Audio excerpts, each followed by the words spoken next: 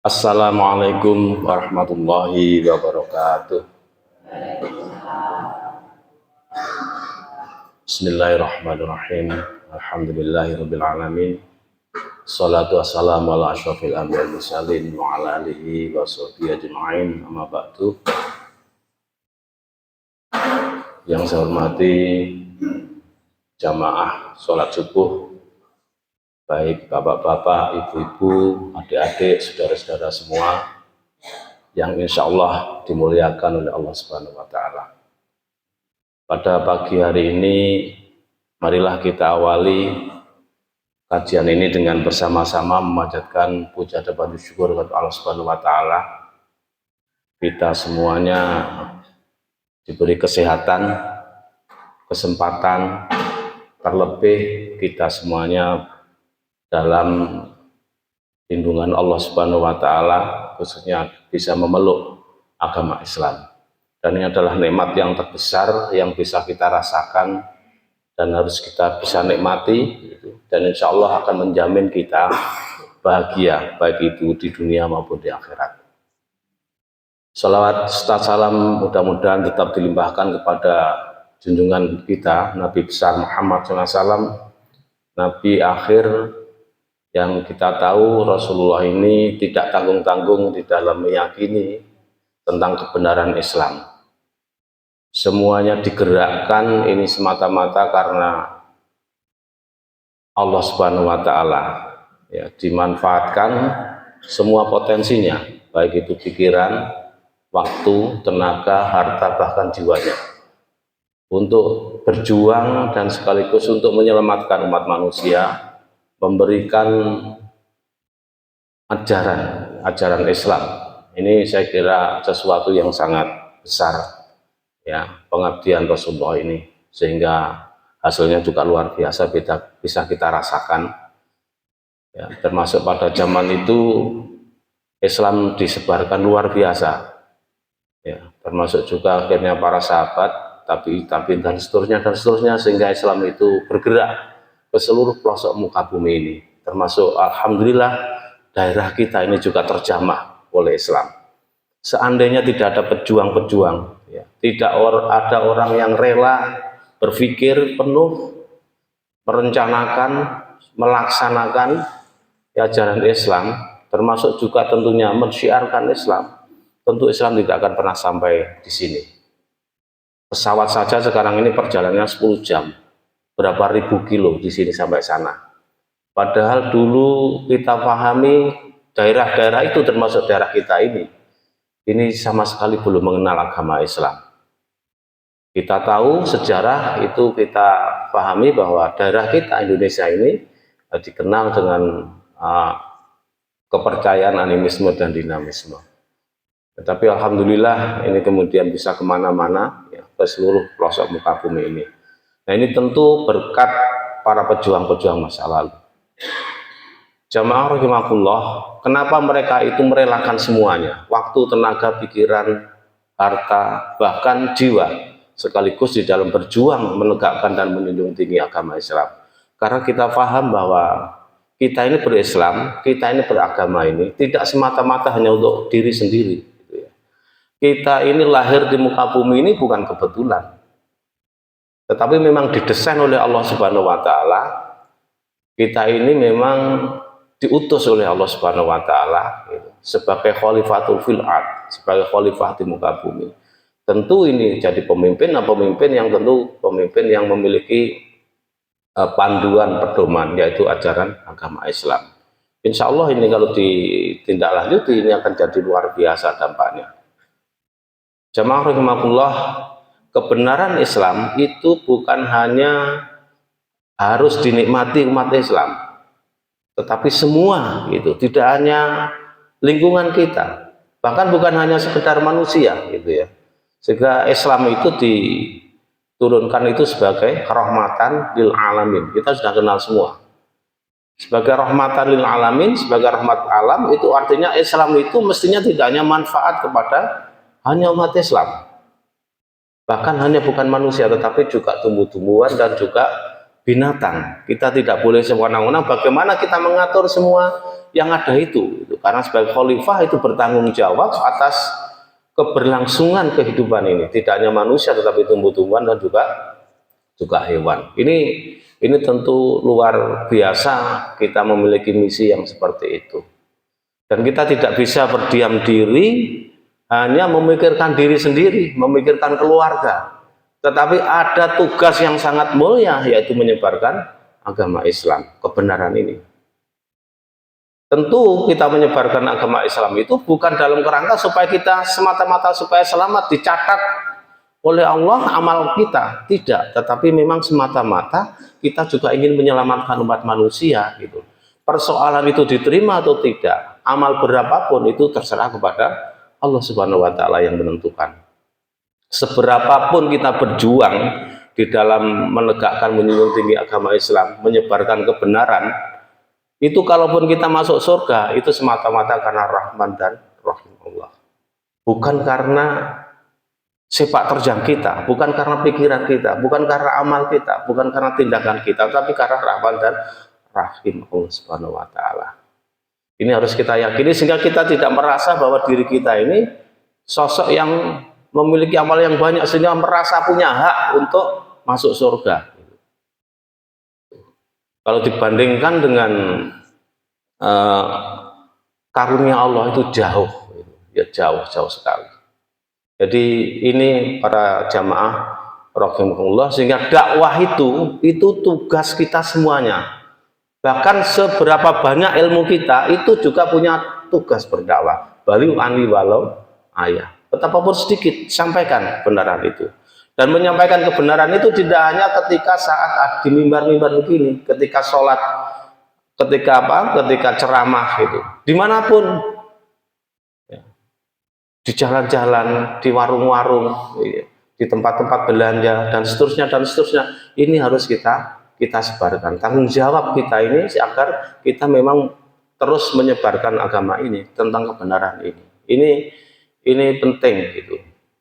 Nah, para jamaah rahimahullah, selanjutnya tentu kalau kita bergerak sendiri-sendiri, berjuang sendiri-sendiri, itu hasilnya oke, tidak ada masalah, memang ada. Tetapi beda kalau kemudian kita bareng-bareng yang namanya dengan organisasi.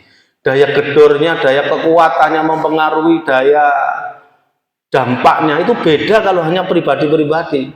Sehingga kalau kita berjuang sendiri-sendiri itu mungkin hasilnya ada tetapi tidak akan banyak. Tetapi ketika itu bareng-bareng kerjasama, ya, ini akan jadi sangat luar biasa. Maka ini disadari oleh para pendahulu-pendahulu kita membentuk sebuah organisasi.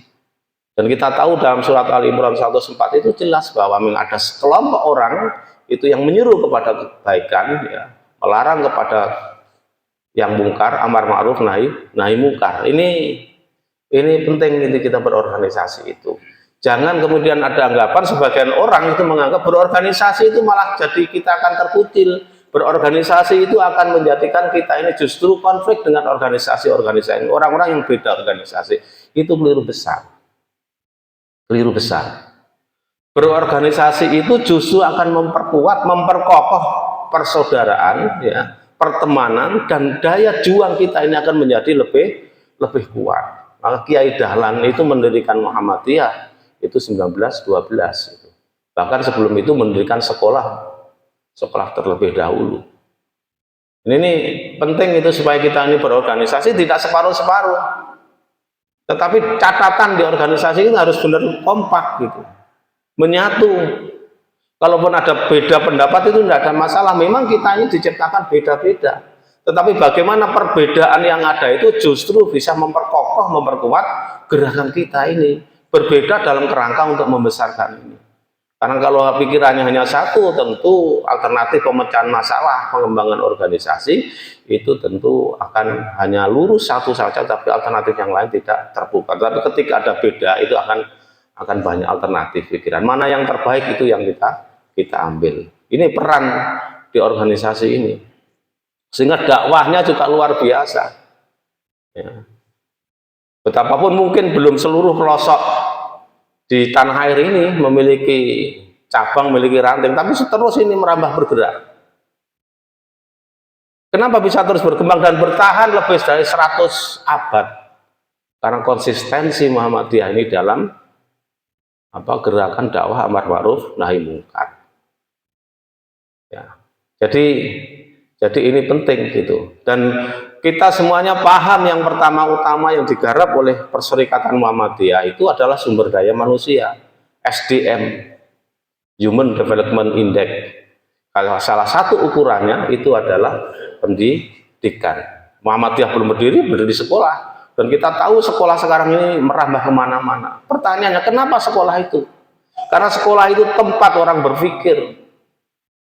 Sekolah itu tempat untuk membedah wawasan-wawasan, baik itu masalah-masalah yang kaitan dengan sains teknologi maupun dengan masalah-masalah kehidupan manusia. Kita ini beda dengan makhluk yang lain karena pikiran itu. Maka potensi pikiran ini harus dimaksimalkan sehingga kita makin jauh bedanya dengan makhluk-makhluk yang lain, sehingga kita terus bisa merambah kemana-mana. Itu sekali lagi karena pikiran. Maka pendidikan itu jadi kunci, gitu ya. Jadi kunci pertumbuhan dan perkembangan umat manusia termasuk bangsa ini. Belum tentu Indonesia cepat itu merdeka 1945 kalau tidak ada pejuang-pejuang pendidikan.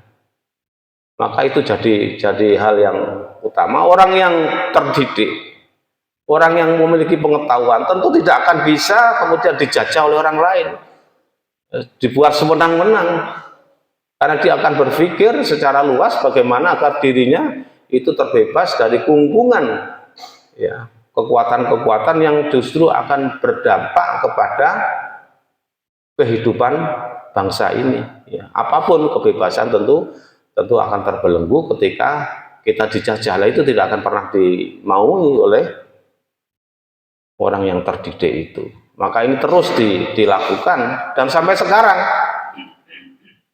Dan tidak hanya di lingkungan Muhammadiyah, apalagi kecil, bukan hanya di lingkungan umat Islam, bahkan di tempat-tempat di luar lingkungan umat Islam itu juga didirikan pendidikan Muhammadiyah. Sehingga di tempat-tempat yang belum terjamah bahkan oleh pemerintah itu diadakan pendidikan. Dulu berapa lama ini negeri yang ada ini?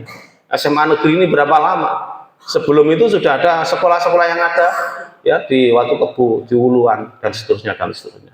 Apalagi SMP negeri, SD negeri, dihitung masih barusan itu hitungannya. Jauh sebelumnya itu sudah dijangkau oleh Perserikatan Muhammadiyah. Jadi ini penting, itu bukan untuk bangga-banggaan, tidak. Tapi realitas sejarah itu mencatat seperti itu. Kita cerdaskan di seluruh pelosok muka bumi ini. Kita cerdaskan di seluruh kota-kota yang khususnya di Indonesia ini, di Papua, di Sorong. Itu mayoritas bukan umat Islam yang ada di situ. Loh, kenapa? Untuk apa? Karena itu untuk dakwah, sarana dakwah. Jadi penting. Jadi ini mungkin sebagai pengantar Bapak Ibu sekalian bahwa Perserikatan Muhammadiyah sudah bergerak seperti itu. Nah, betapapun seperti itu, ya, gerakannya itu, apakah itu sudah maksimal? Tentu hambatan, rintangan, halangan itu juga tidak makin sedikit, gitu. Maka Perserikatan Muhammadiyah harus senantiasa memperbarui dan memiliki upaya-upaya yang harus terus dikembangkan di semua tingkatan. Kita tahu muktamar pada beberapa yang lalu yang kita lihat, ya, dan ada semangat dari warga Muhammadiyah untuk datang, ya, di muktamar itu di Solo itu menjadi penggembira. Tapi di situ ada bergembira. Kenapa? Karena kita sambut acara terbesar Perserikatan Muhammadiyah itu, yaitu dengan muktamar itu. Di situ tentu ada 3 hal yang dibahas. Yang pertama, laporan pertanggungjawaban jawab. Nah, kita mesti harus introspeksi perserikatan ini, melihat seberapa jauh perserikatan ini bergerak, seberapa efektif dan seberapa banyak pengaruh dan seterusnya dan seberapa banyak program yang bisa dilaksanakan. Tentu evaluasi itu penting bagi kita semuanya supaya kita tahu posisi kita ini, di mana posisi kita ini sebagai sebuah bangsa dan sebagai sebuah organisasi. Tentu harus banyak memiliki peran yang besar di Republik ini. Ini perlunya evaluasi supaya apa? Supaya kita ini semua tidak mandek di dalam bergerak, sehingga kekurangan-kekurangan itu dicatat, kemudian alternatif ke depan itu kayak apa, sehingga kita tidak terjebak kepada persoalan-persoalan masa lalu yang mungkin agak sulit untuk bisa dipecahkan. Kemudian yang kedua, program kerja. Nah, ini sebagai tindak lanjut dari kondisi yang ada itu, programnya kayak apa, yang dibutuhkan kayak apa. Begitu juga di tingkatan yang bawah, ke bawah sampai dengan apa, Musmil, kemudian Musda, insya Allah tanggal 26, kemudian dilanjutkan dengan Musca, kemudian dilanjutkan Musran. Program kerja dari pusat sampai ke bawah itu harus terkait gitu. Jadi muktamar itu keputusannya kayak apa saja, kemudian hasil keputusan khususnya program-program itu di breakdown di tingkat musyawarah wilayah. Jadi musyawarah wilayah program-programnya tidak lepas begitu saja, tetapi harus ada rujukannya, yaitu hasil muktamar yang disebut dengan tanfidz itu. Begitu juga di Musda. Musda itu rujukannya juga dari Musmil. Muscap itu juga begitu. Kita mengevaluasi, kita mengkritisi organisasi itu bukan masalah senang tidak senang kepada pimpinan, bukan. Tetapi karena ini harus evaluasi total seluruhnya, ini gerakan perserikatan ini secara menyeluruh. Jadi program dari pusat sampai ke bawah ini akan jadi terkait terus, sehingga akan sangat dahsyat hasil keputusan muktamar itu sampai ke bawah. Karena satu alur, satu pikiran, satu semangat, satu gerakan. Jadi luar biasa. Beda kalau kita bergerak sendiri.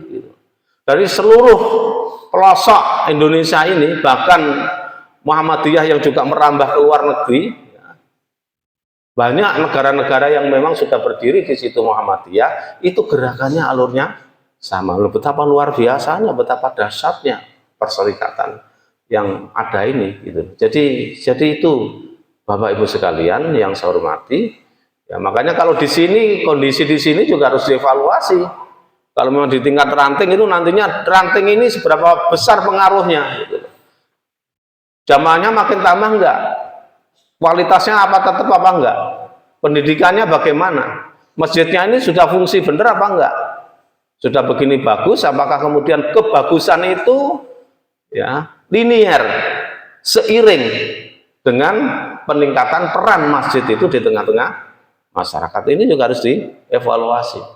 Berapa banyak peran kita ini di tengah-tengah kehidupan yang ada ini, tidak hanya untuk perserikatan Muhammadiyah, di tengah-tengah kehidupan ini kayak apa? Ini harus dievaluasi semua. Sehingga ranting-ranting sebagai ujung tombak, ya, itu gerakannya real berhadapan dengan masyarakat. Makanya peran ranting itu sangat besar, sehingga harus pengembangan dan seterusnya. Nah, ini penting supaya apa? Supaya kita ini juga kalau diranting tidak hanya semata-mata melaksanakan dari atas, tetapi juga kita memiliki inovasi-inovasi berada di lingkungan kita. Jadi Bapak Ibu sekalian yang saya hormati, ini pentingnya kita berada di ranting ini. Jadi di organisasi ini sekaligus. Nah, terkait dengan itu tentu Bapak Ibu sekalian yang saya hormati,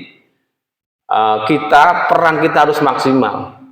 Tidak mungkin ini kemudian akan kokoh, akan jadi kuat kalau ini tidak menyatu sebagaimana tadi saya sebut. Mesti harus kekuatan, semua kekuatan, baik itu Muhammadiyah maupun Ortum, Aisyah, NA, Pemuda, IPM, Tapak Suci, HW itu harus menyatu. Dan ini hidup enggak di ranting ini.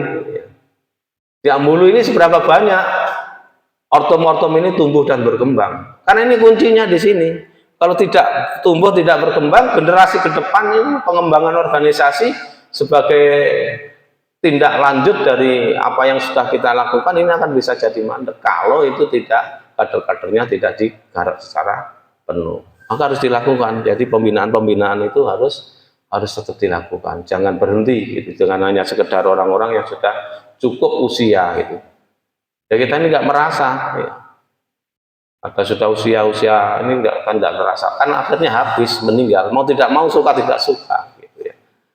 Ini tentang sekali lagi peran di organisasi ini sangat besar, perlu evaluasi.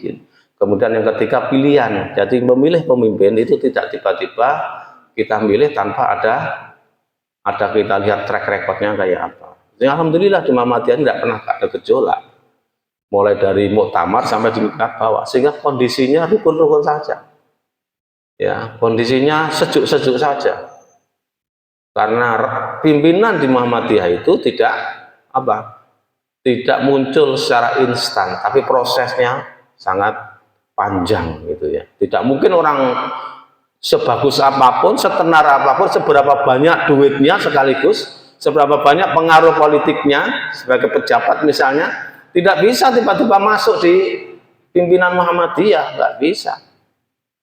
Kalau dia tidak merintis mulai dari tingkat bawah. Nah, ini penting, sehingga sempat di pembicaraan di PES itu bahwa memilih pemimpin seperti Muhammadiyah ini perlu ditiru. Ini banyak menginspirasi dari kekuatan-kekuatan yang lain, sehingga nggak ada gejolak, apalagi sampai ada mufarokoh, ya. Ada pemisahan dari organisasi, itu tidak akan pernah ada, karena seperti sepanjang memang perjalanan sepanjang ini, dan mudah-mudahan bisa terus berlanjut sampai di tingkat ranting itu kan tidak ada masalah gitu.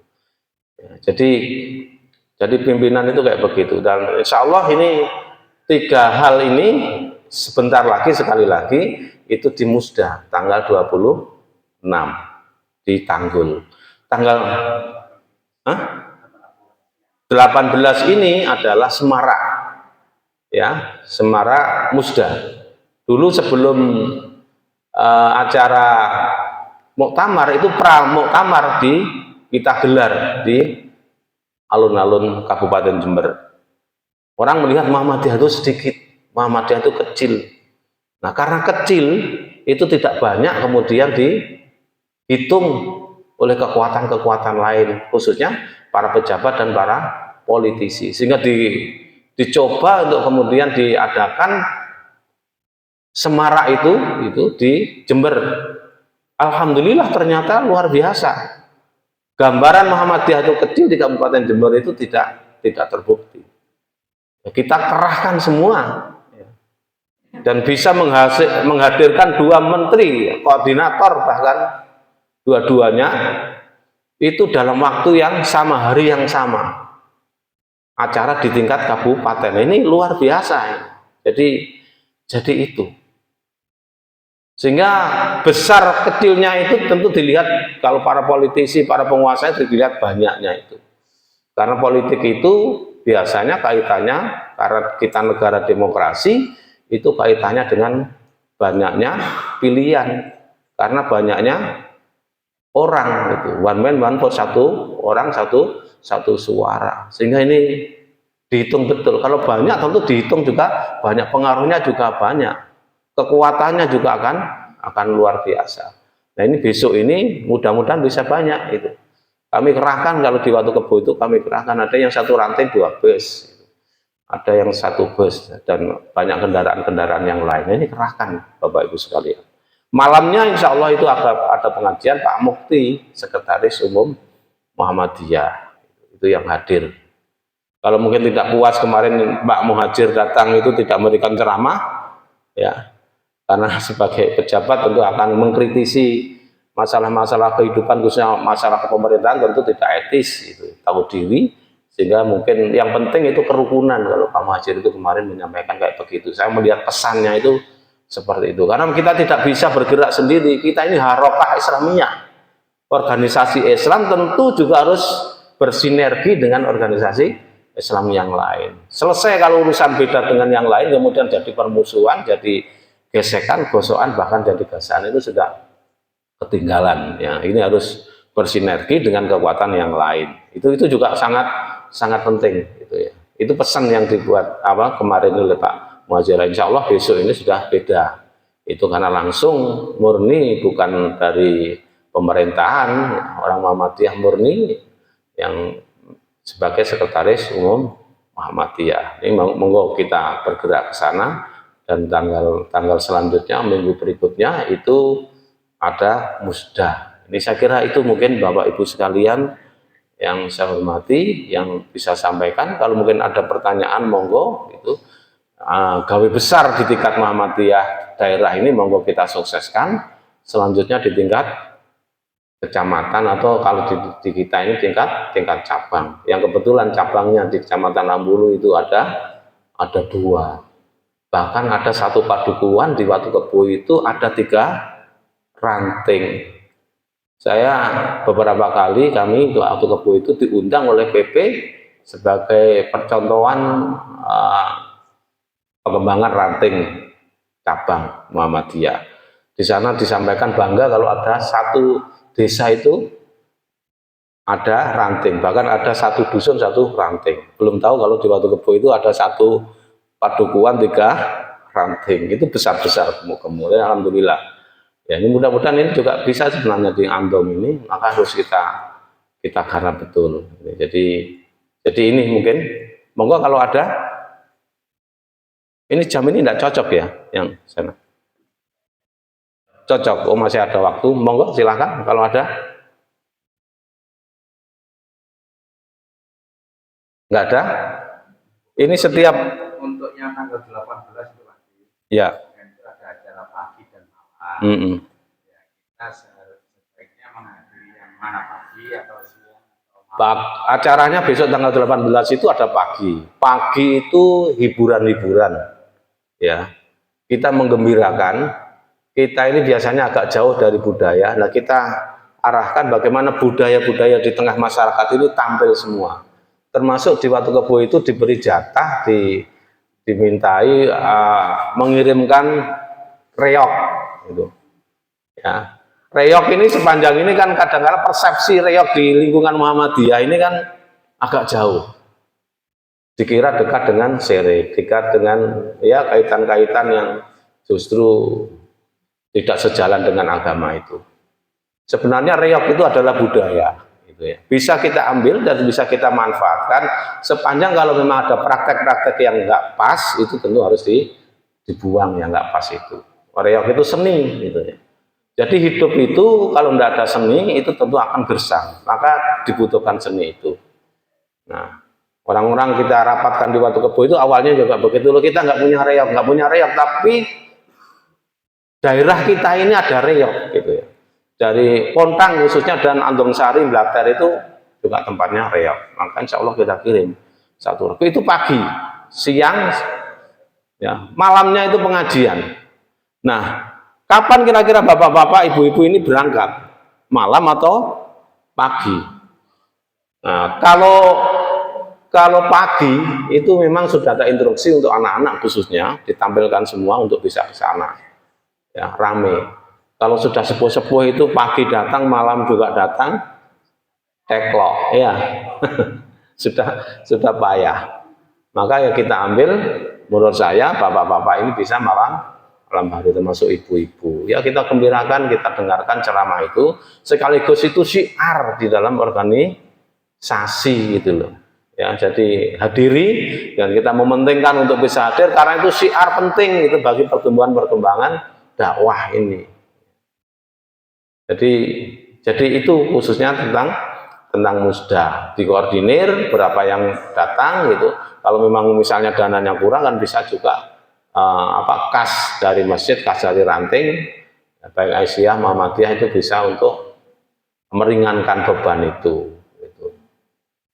Jadi itu Pak Saikur, cukup ya. Jadi itu mari kita bermuhammadiyah ini, berorganisasi ini, tekad utama pertama ini adalah karena memang keyakinan kita tentang ajaran Islam.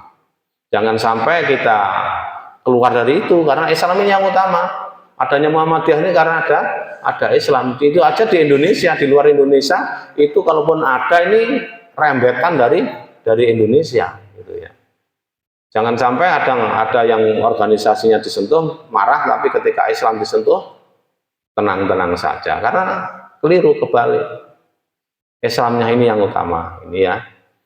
Dan betapapun kita yakin pergerakan Muhammadiyah ini benar, memang harus dibela dan memang harus diupayakan agar keadaan aman dan bisa bergerak secara luasa di Republik ini. Ya mudah-mudahan ini terus manfaat pergerakan Muhammadiyah ini khususnya bagi pertumbuhan dan perkembangan di Indonesia ini, sehingga bisa mengantarkan Indonesia ini sebagaimana tujuan Muhammadiyah itu masyarakat yang adil dan makmur yang diridhai oleh Allah Subhanahu wa Ta'ala.